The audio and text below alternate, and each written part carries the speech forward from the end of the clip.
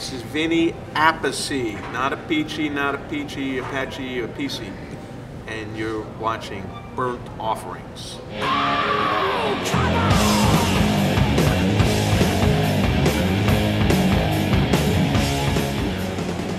Cecil, this is Burnt Offerings, and today we're interviewing Vinny Appice. How'd you say it? Vinny Appice. Did I say it wrong? I call it Appice. Appice. Yeah, but it's pronounced Peachy, Appice. My brother Carmine says Appice.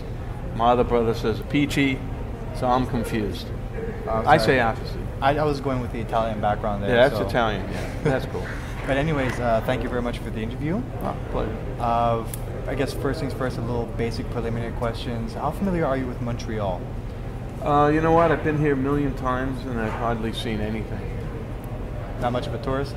No. I came here a couple of years ago in the summer. There was one of my aunt-in-laws lives here and spent a couple of days walking around, and that was really nice. I didn't realize how artsy and how colorful the town was, the old part of Montreal. You know, yeah, the old part's beautiful. But usually we come into town, there's no, we get into town, a lot of times, that's it, one day we play and then we leave that night.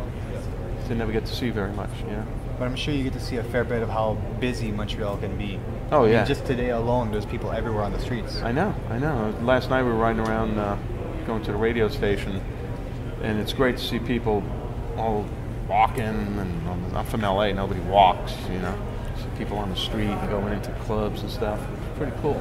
Well, a little bit of a secret about Montreal, pretty much everyone prefers to walk because of all the potholes we have here. Try to drive, you're going to blow your shot. Yeah, you got a major pothole problem here. A little bit. But I understand that you're from New York. Yeah.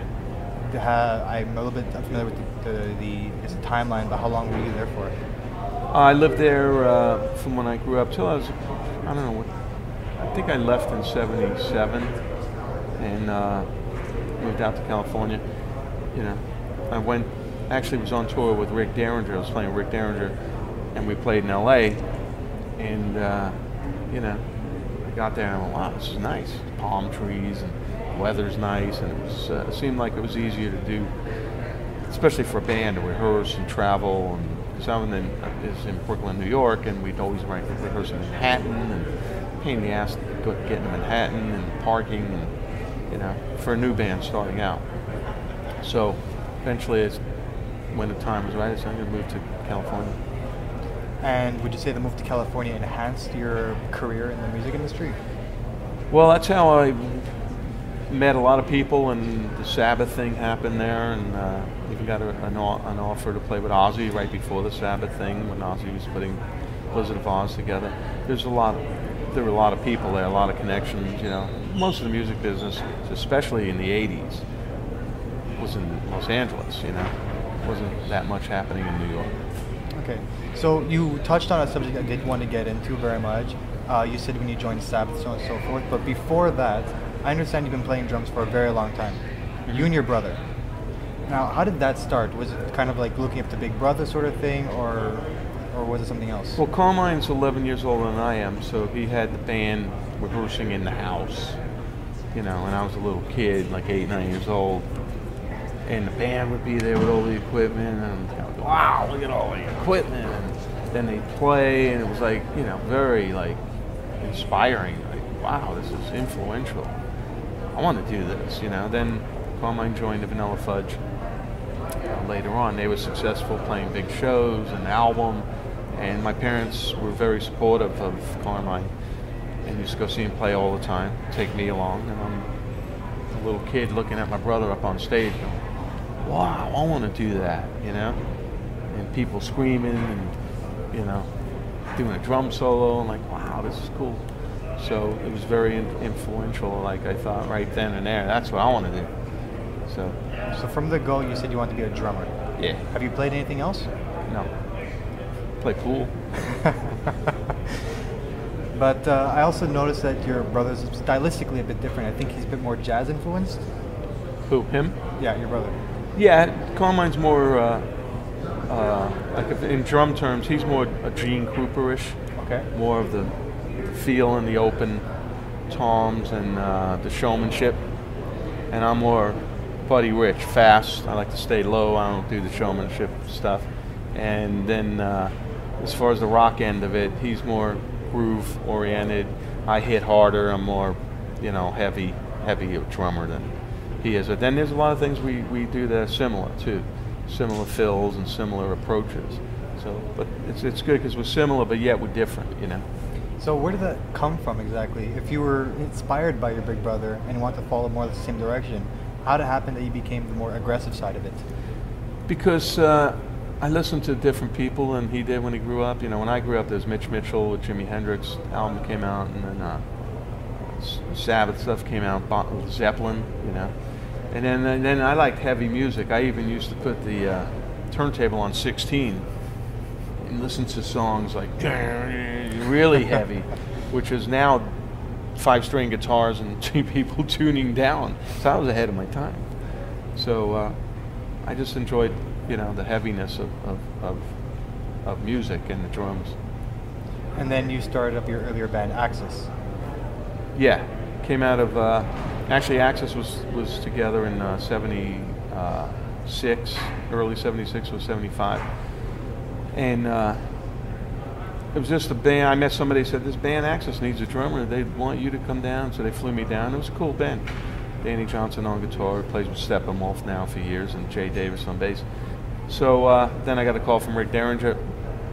I met Rick in the studio in New York, and he said, I'm going to put a band together. Gave him my number, and then 6 months later he called me. He said, I'm putting a band together. I told him to come down to Louisiana where Axis was and check out the band. This is a guitar playing bass player. So he did, and he used Danny Johnson on guitar from that band, and then we formed Derringer. And then from Derringer was about 1.5 years, 2 years, and then after that, the Sabbath thing happened. How did that happen? You said that you were getting a call from Ozzy as well, but then you went to Sabbath. Yeah, right before Sabbath called, I got a call from Ozzy, Sharon Osbourne, and she said, Vinny, this is Sharon, and I don't know where they got my number from, which is funny, right? And she called and said, Ozzy's putting a Blizzard of Odds together, you interested? And I knew Ozzy at that time. I heard all the crazy stories, and it's pretty, crazy. So I asked my brother, and he said, yeah, he's nuts, And I was a little kid, 20-something years old, so I turned it down. They wanted to fly me to England and go hang out with Ozzy. I didn't even know where England was back then. I still don't know where it is. No. It's somewhere over there. It's that way. That way, sorry. So I turned it down, and then about 2 months later, I get a call. Come home, and it's a call from Black Sabbath. So I went to meet the tour manager at the hotel in Hollywood, and Tony came in. First I spoke to the tour manager, then Iommi came in, met him, and hit it off, and he heard the Axis album we did, and he liked it. He liked my drumming, so I went down and played with him the next day. Then they said, "You're in." So I went, cool. Pretty cut and dry, huh? Yeah. Well, they needed a drummer. They were on the Heaven and Hell tour, and Bill Ward left. They had to cancel a gig in Denver, the McNichols Arena, a really big gig. So they came back to LA, and they're looking for a drummer. So I think they tried a couple of drummers, and then I came down, and they said, okay, you're the guy, you're it. And we only had 5 days of rehearsal, learn all the stuff, and then the first show for me was 30,000 people in Hawaii. So we were all nervous, because they never played with another drummer at that point. So and I had to learn all these songs and get a feel for the band and all that stuff. So. Was there enough rehearsal time between that, or do you feel you kind of went in? Well, rehearsal, yeah, it was enough time if you rehearsed. We'd go in and rehearse, play 3 songs, and then go, let's go to the pub, and then go to the pub for 2 hours, and then come back. I'm over there listening to stuff on the Walkman, back then it was Walkman. Right now, how the songs go on a chart. So, at each day that went down, and we got more and more nerve-wracking, Finally, the gig, but we did good. We did good. And if I remember, the first album you were on was Mob Rules? Yeah, that was Mob Rules. How was that for you? How was that experience putting out the album? That was cool, but actually before that, we were on tour for that Heaven and Hell tour, and Warner Brothers Records called up and said we need a song for the movie Heavy Metal. So we were on tour in England, and we had a couple days off. So we went over to John Lennon's house, which is Ringo owned it now, and where they shot the Imagine video, that house, and there's a studio in there. So we're going to go in there for a couple of days and record. So we go in there and hand out the room keys. And this is right after Lennon got shot. So I got John Lennon's room. And I went, I don't want to stay in this room. You know, this is too freaky, you know. It's weird. And I played with John Lennon. We worked together the years before. Did some stuff with him. So it was really weird. But we were hanging out in that house and we recorded the Mob Rules, and that's the version that's on the Heavy Metal album. The version that's on our album is recorded in LA. So it's the same arrangement. But The mastering's a little bit different? the sounds are a little different. Okay. Two different studios. So then you were with Black Sabbath, then Dio, then Heaven and Hell. This may be a bit of a, I guess, a biased question, but of all these three, which was your best experience? For whatever reason. You know, they were all great. They were all great. I mean, Black Sabbath was Black Sabbath. Yeah. You know, all of a sudden you're on stage and an arena's full and people are just rocking out and you're playing with one of the heaviest bands in the world, the greatest singers in the world. So it's hard to say.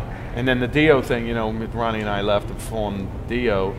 It was kind of building something new from the beginning, and then to see that have success, that was really cool too, you know. And I think we played the best with Heaven and Hell. You know, we were all a little bit more mature at that point, and the last couple tours we did, the band sounded great. We were jamming a lot, and musically it was really, really fulfilling. If you don't mind me asking, please, you can tell me to stop if this is a bit too much, but how was the whole Dio experience with him getting cancer? How was that for you?